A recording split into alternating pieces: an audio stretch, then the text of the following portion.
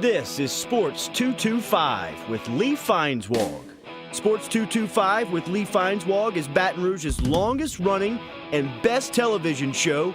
Who would have believed that? My best friend, Lee Feinswag, with the Christmas. Sports 225 is brought to you by Breck.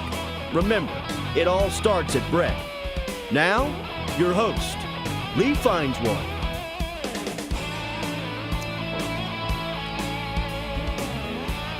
Well, when Patrick Reed won the Masters Championship last Sunday, if you had been following in The Advocate all week, Scott Rabalais' columns and coverage of the Masters, you knew that not only was it a Baton Rouge guy, but somebody who Scott had covered since forever. And of course, Scott does many other things, and we joked that we could talk a show just on the travelogue of his life in the last couple of months, as we often do when he comes on. But I said, Scott's got to come on this week. And so here you are. Here I am. And you were worried that we would talk about other stuff, because you know how much I like golf. No. You're a big golfer, yeah. Have you ever even swung a club? 2 times I played. The first time I played, I shot an 87. That's pretty good. Well, you're a good athlete. But I didn't play the back 9. we all get to 87 at some point, most of us, yeah. Yes, and then I played again. I played in 1977 and 2002. We had a dear friend, Bart Swanson, who's no longer with us, Yes. but I went to the U.S. Open with him in 1987 at Olympic in San Francisco, Yes. which is a beautiful course and a beautiful city. That was the first time you went to a major, if I recall. Yes, and because Buddy Alexander was then the LSU golf coach who won the U.S. Amateur the year before, so he got in. And Bart Swanson played, they let the media play the day after the tournament. He shot an 87 on a U.S. Open course. That's really good for just a recreational golfer. Yeah, like he was. But he was a good golfer. That time period was a strong influence on the development of the future sports writer Scott Rabalais. I remember you got to make a lot of trips because you did sports information for LSU too, and then with the Daily Reveille. Yeah, and so we went to Chicago together. Exactly, and so you got to make a lot of good trips because of a lot of good sports teams at the time. Yes, it was. Yeah. It was great. For those of you young whippersnappers who didn't know what it was like here in the 80s, boy, when Bob Broadhead came in as athletic director and hired an unbelievable cadre of coaches, not the least of which were Skip Bertman for LSU, Sue Gunter as the women's basketball coach, Buddy Alexander, who you talked about as the golf coach who won the U.S. Open, later went to Florida, a track and field staff that was second to none, and that's where that dynasty began. Jerry Simmons? Jerry Simmons, the Hall of Fame tennis coach, got him out of Louisiana Lafayette, the artist formerly known as USL. I mean, it was unbelievable. And so those of us who covered LSU sports, or in the case of Scott, really in the middle 80s, still in college and getting to the places we went and the things we saw. But it was amazing, really. It was it was the best of times. It was the worst of times. Yes, exactly. That's when LSU started going to the College World Series too. So yeah, I didn't go till later, but yeah. Well, I do want to talk about the Masters and Patrick Reed, but so I want to throw this one out there for you because as a columnist for The Advocate, you write about all sorts of things. And I don't know if you've ever touched this subject, but I've kicked it around here and in many other media outlets, and I've been on it for over 20 years, believe it or not. I think that the basketball court inside the Pete Maravich Assembly Center should be called the Sue Gunter / Dale Brown basketball court. Oh, I would be for that, very much so. Yeah. Yeah. I think. Sue's in the Naismith Hall of Fame. Not just any Hall of Fame. No, she's in the big one, and Dale's in the College Basketball Hall of Fame. Could be in the Naismith Hall of Fame one day. I guess it wouldn't be a shock. No, not with all the other coaches who they seemingly put everybody in. Except Kim Mulkey. Kim Mulkey did get in again this year. I don't know how that is. How can Kim Mulkey not be in if you I have no idea. Quantify it by what she did in college, what she did in the Olympics, right? Won a gold medal. Yeah, and then what she's done as a coach, not only at Louisiana Tech briefly, right? No, she was never a head coach there. Yeah. And then at Baylor where she's. But they won a title as assistant, and then she was on every level. She won 4 state titles in high school. She won as a player. She won the gold medal. She won as an assistant. She's won it as a head coach. It puzzles me every time. She was a finalist again this year and didn't make it. One day, obviously. At Nichols State, it's the Ricky Broussard court. who's one of the great guys and a fabulous indeed. basketball person from the state of Louisiana, did great things at Nicholls State and other places too, as a high school coach, even as an assistant at LSU. At Missouri, where I don't think they ever made it to a Final Four. No, they did It's not. the Norm Stewart court, and you could go on and on and on. And why in the world, with the opportunity to do this, you don't even have to build a statue. That's a statue joke. There's plenty of statues. This came up because our friend Jacques Doucet had it on social media this week, and it was like this new cause. This guy wants to get the court named the Dale Brown Court at LSU, and I'm thinking, wait. I've been on this for a long Right. time. No, it needs, it needs to be done. There's I no want the reason why. props. You shall have them. So you, sir, look like you might be exhausted after the last week you had. A little bit. I mean, I get out on the course every day, and it's a very hilly course. The weather was not really hot except for one day, and I sleep on an air mattress. It's a long story, but there's this house. Accommodations are hard to come by in Augusta. There's no media hotel for the Masters. Really? So no. So so there's this house, this company that my brother works with, my brother Jeff. He's kind of a client of, and they have people stay. So it's a big schmoozing time for corporations. Yes. And their clients, and so they let me stay. I don't need their tickets. I just need a place to stay and to put my stuff and to take a shower. And I go to the course at before 8 a.m. and I come back at 9 p.m. Usually. So. Yeah, but a little worn out by the end of the week, but it's a good worn out. It's my favorite week of the year. I love college football, covering LSU, Tiger Stadium, all that, the Saints, but it's my favorite sports week of the year. Was it as pretty as ever in Augusta? It was, as you mentioned, it was as pretty as my 12th time to go, and is as pretty or prettier than I've ever seen it. Last year, everything had bloomed like 2 or 3 weeks before the tournament, and so it was very green. I mean, we're talking green, immaculate grass. But there was hardly anything in bloom. And this year, it was just amazing. The 13th hole, which is called Azalea, has like 1,500 azalea plants on it, along the length of it, along one side. And they were all blooming in the Amen corner behind the 12th green. It was absolutely spectacular. It was a great year for that, for the color that you like to see at the Masters. All right, we'll take a break. I have to recover from the image of you sleeping on an air mattress. He's Scott Rabalais. You can read his column at The Advocate, theadvocate.com. Follow him on Twitter at RabalaiSADV. I'm Lee Feinswag with Sports.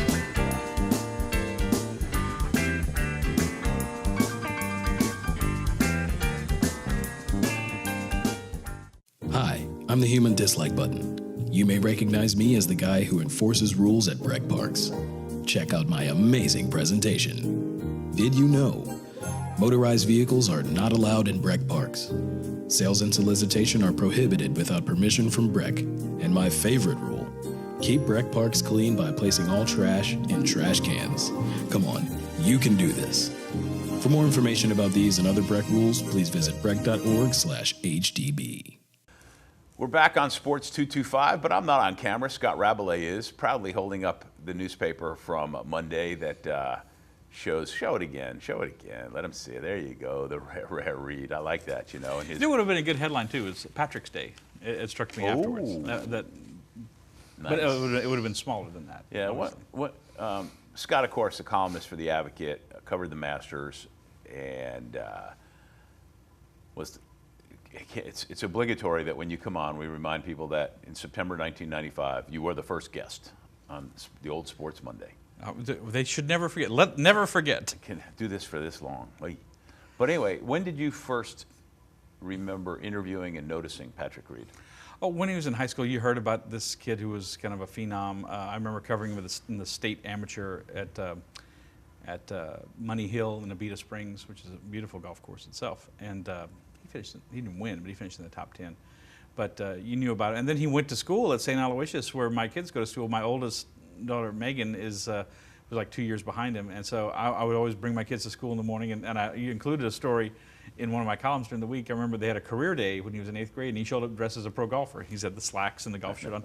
And he's got a wedge, that's like a sand wedge, and he's bouncing a ball on the wedge as he's coming in. And apparently, that was a great anecdote. And if you haven't read Scott's stuff from the Masters at theadvocate.com, it's archived. Go see it, because really, as much as you can tell that not only do you like the event, and that you're fired up to write, but that the event lends itself to great writing as well. And It does, you know, yeah. no, that was, you know, there's a couple of those, like that column that you're mentioning, you know, when it comes to enter those three at the end of the year, think about that one. We'll All try right, it, there you yes. go. So you knew about him, and of course, then he went down to U High, and they won a couple of state titles there. They weren't from here. You know, the family moved here from Texas. They weren't from here, so that he never really had much interest in going to LSU. Went to Georgia. Didn't think it would work out for him there. Went to Augusta State. Was he with Zach Mettenberger? No, I'm just kidding. Well, there's a little bit of yeah, a little bit of that.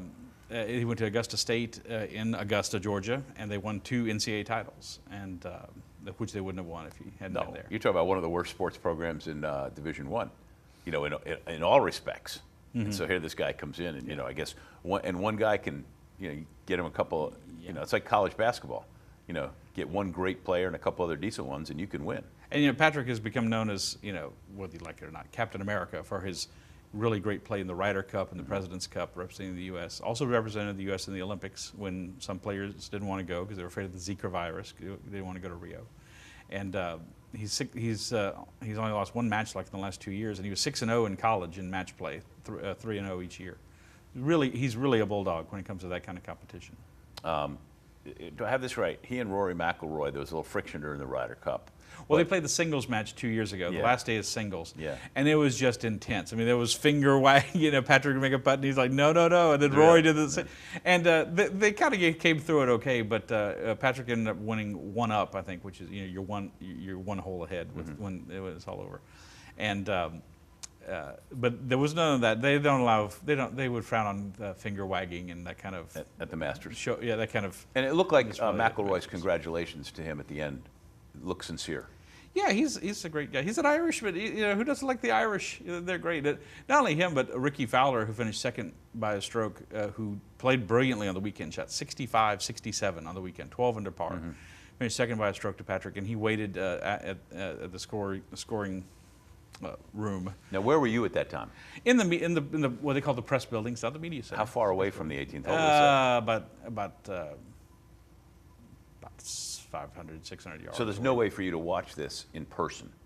Not to once they get to the back 9 on Sunday, you really have to watch it from the press building. Yeah, and then I had to file stuff immediately, like what we call a quickie story for the website, and start getting my column and stuff in. And right you're away. a prolific tweeter during events like that. I am. Yeah, I'm trying to tweet. Like 2 years ago, Smiley Kaufman from LSU was in the final group with Jordan Spieth, and he blew up on Sunday. Unfortunately, shot like an 81. So they just stopped showing him on TV. So I figured, well, you know, people are still going to be wanting to know what he's doing because they weren't showing him at all after like the first 8 holes or so. Well, it's nice for you when guys who are either from Baton Rouge or went to LSU are good, because when you go to those tournaments, you know, and will you be going to the one in New Orleans? Yeah, the Zurich. Yeah. Yeah, I was going to say the USF&G. No, it hadn't been that since No, it's been there like for the a long 80s time. or something. You know, The Zurich. it's had a few different and names. Patrick is in the field. I'm pretty sure. It's a team event now. Yeah, and that lends itself to a boisterous setting, right? Yes. The kind of golf environment that a non-golfer like myself would probably think is pretty cool. Yeah. Yeah. Last year they went to a 2-man team event for the first time, and it was very well received. And they got some really good players. Sergio Garcia, who won the Masters last year, is coming.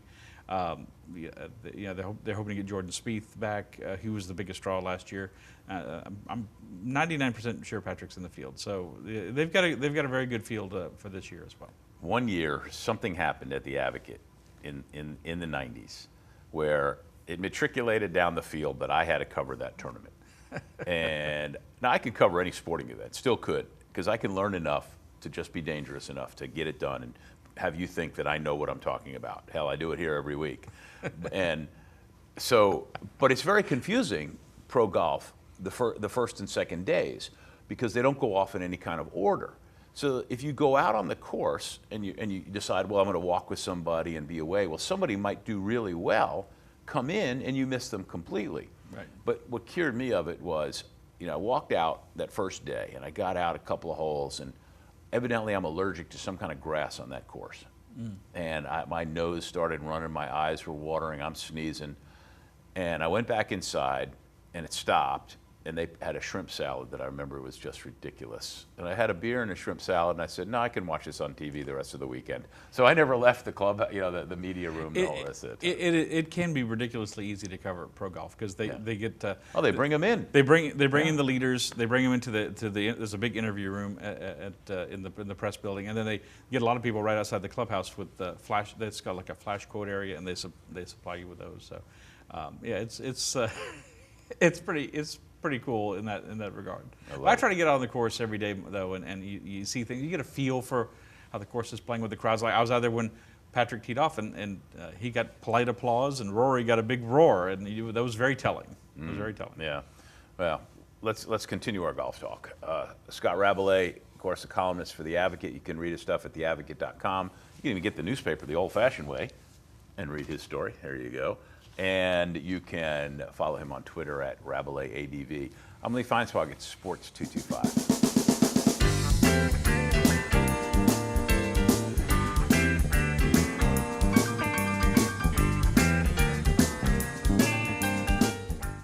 Hi, I'm the human dislike button.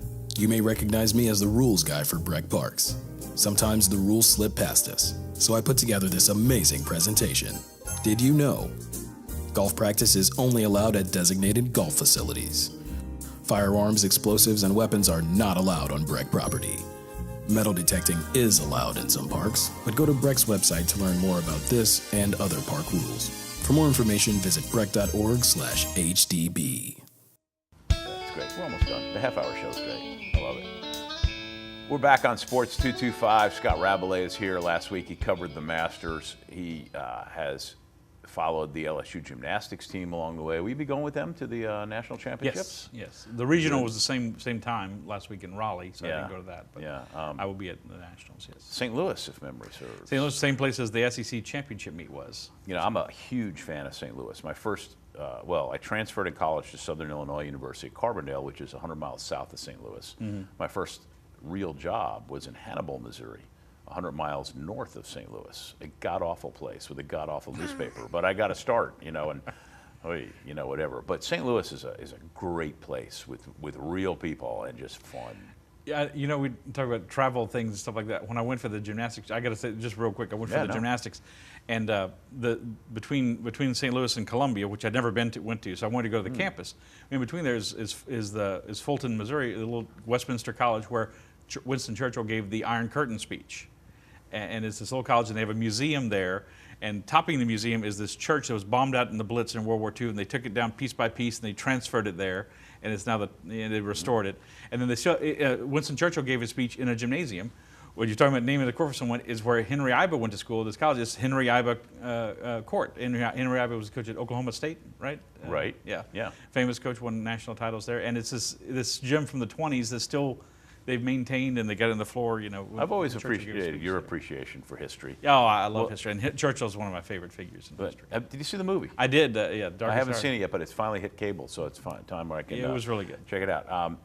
Just in the last year, Scott's not only been to England, which was a European trip for the first time with the Saints. And all the things you worried about ahead of time, none of them were worth worrying about, were they? No. It's just you just get off the plane and they talk a little funny and it's crowded, but there you go. And then all the things that he gets to do for covering different teams, it's been cool. Okay, so the Patrick Reed thing. Mm-hmm. So, and it's really strange how sports fans will attach or detach from different people. I would gather that most people who observe golf, or even people from Baton Rouge, where they pay more attention to Patrick Reed and don't even know him, have an opinion, like, I like him, I don't like him, I root for him, I don't root for him. And I never understood why you would root for one golfer or hate another golfer to begin with if you don't even know them. It's not even like a team, Mm-hmm. But so this guy is controversial because he's a little fiery, he's not afraid to say. And then, of course, the story came out about how he's estranged from his family and aligned with his wife's family. And they live in Augusta. His parents. Yeah, exactly. Not far from the course, as it turns out, because they moved there, I guess, when he was in college. Yeah. So the whole thing's kind of convoluted, and you feel sorry for any family that is that dysfunctional.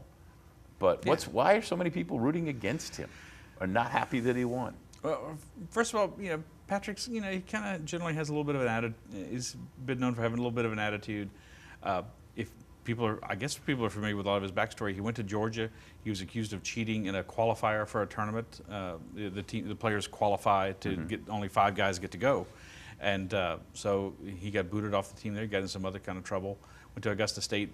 They didn't like him there either. Even though they were very successful, there was a time where they took a vote, I think, to get him off the team there. So, too. like they say in baseball, he's a good clubhouse guy. He's not a good clubhouse guy. Yeah, you know, whatever. exactly. Yeah, right. And people may remember he won the big tournament. It used to be at Doral. Now it's the Mexico Championship.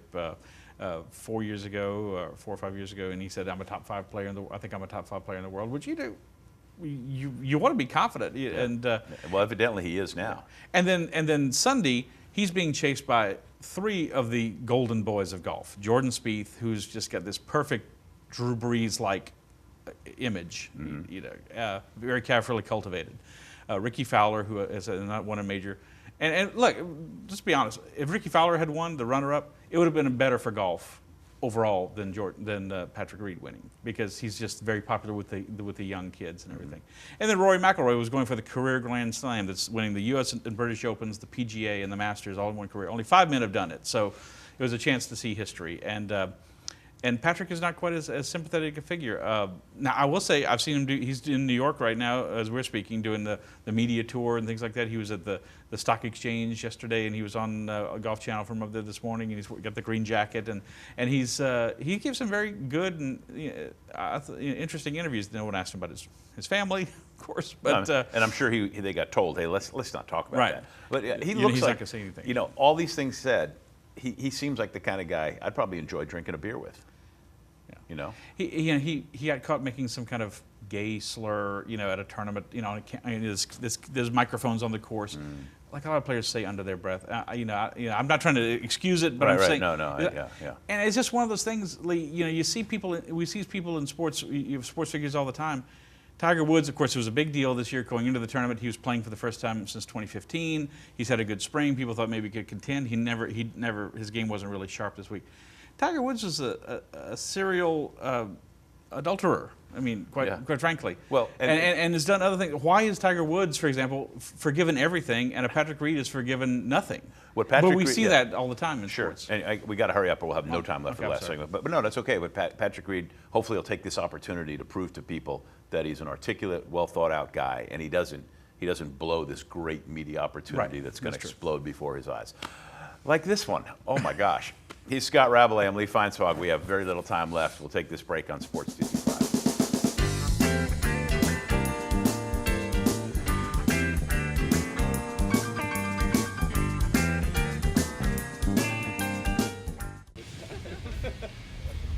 Well.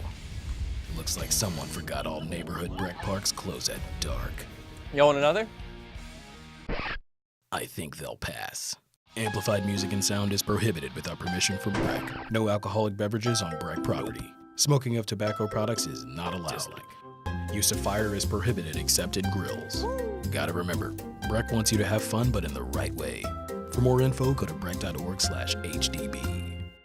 Coming down the home stretch, and I mean the home stretch of this Sports 225. Not much time left. Thanks to John Williams from JCW for directing. Go to sports225.com for the show listings on Cox 4, which is Your View, and CST. And remember, we archive all the old shows on our Sports 225 TV YouTube channel, which is accessible through sports225.com, including previous shows with Scott Rabalais. Cool. You got a busy time coming up, as always. Yes. I mean, you got the LSU gymnastics, where hopefully our good friend Dee Dee Bro finally breaks through and wins that national championship. And then LSU spring football, and hopefully you get to go into a coma for a while. The Zurich and the NFL draft are the same time. That's always fun. Yeah. So Not really. you get some rest, son. Get some sleep. Try. Yeah. What excites you the most besides having the summer vacation? About what? About the next few months. Oh, got the spring meeting coming up in Destin. That's always good. And then we'll see, can LSU make it back to the College World Series or not? Right now it's not looking very good, but they've been in similar straits before and got it together down the second half of the season and made a run. So we'll see. Well, thank you for coming off the plane and coming to the show. I appreciate it. Straight here. Really good insight about the Masters and Thank about you. Patrick Reed. Thank It's you. always good to see you. We got to get out of here because we spent all the good time talking earlier. So go back to sports225.com, check out the show listings, watch it again and again and again, and thank you for watching this one. I'm Lee Feinswag. He's Scott Rabalais, theadvocate.com, Rabalais ABV for Twitter, and good night.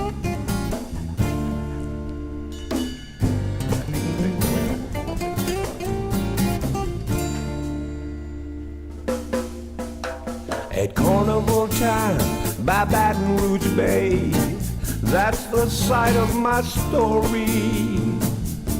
At Spanish Town Mardi Gras, things can get blurry.